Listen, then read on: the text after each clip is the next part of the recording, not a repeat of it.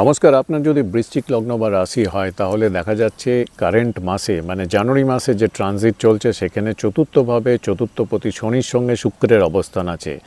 এটা ইন্ডিকেট করছে যদি আপনার কোনো পারিবারিক ব্যবসা থাকে তার বৃদ্ধি গ্রোথ হতে পারে। সপ্তমে বৃহস্পতি সপ্তম ভাব থেকে আপনার লগ্নকে দৃষ্টি প্রদান করছে।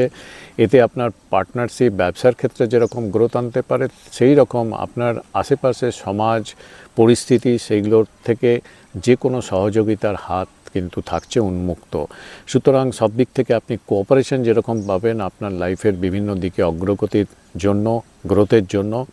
তার সঙ্গে সঙ্গে এটাও দেখা যাচ্ছে যে আপনার নতুন বছরের শুরুতেই কর্মপতি দ্বিতীয় স্থানে একাদশপতি বুধের সঙ্গে বুধাদিত্য যোগ করে আছে। সুতরাং কাজকর্মে চাকরির ক্ষেত্রে উন্নতি এটা ইন্ডিকেট করছে এবং কমিউনিকেশন নির্ভর যে কোনো কাজকর্ম সেটা চাকরি ব্যবসা যাই হোক না কেন সেখানে কিন্তু আপনার অগ্রগতি এবং গ্রোথ হতে পারে এবং সঙ্গে সঙ্গে ইনকাম এবং ধনবৃদ্ধির সম্ভাবনা থাকছে উজ্জ্বল। ভাগ্যভাবে বক্রী মঙ্গল নিচস্থ হয়ে এখানে বক্রী অবস্থায় থাকার জন্য এটা পজিটিভ ফল প্রদান করবে এবং আপনার ভাগ্য বৃদ্ধিতে উচ্চশিক্ষা এবং ভ্রমণের যোগ কিন্তু থাকছে এই মাসে জানুয়ারি মাসে। সমস্যা একটাই, সেটা হচ্ছে আপনাদের যে ট্রানজিটের মধ্যে কেতু আপনাদের একাদশভাবে এবং রাহু পঞ্চমভাবে গোচর করছে। এটা আপনার ওভারঅল সাকসেসে কিছুটা ব্লকেজ বা কিছুটা বাধা কিন্তু প্রদান করতে পারে।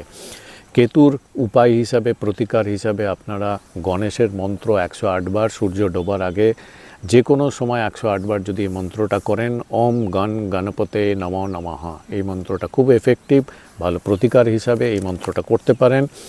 এবং রাহুর জন্য দুর্গা মন্ত্র দুর্গা জপ মন্ত্র 108 বার করতে পারেন।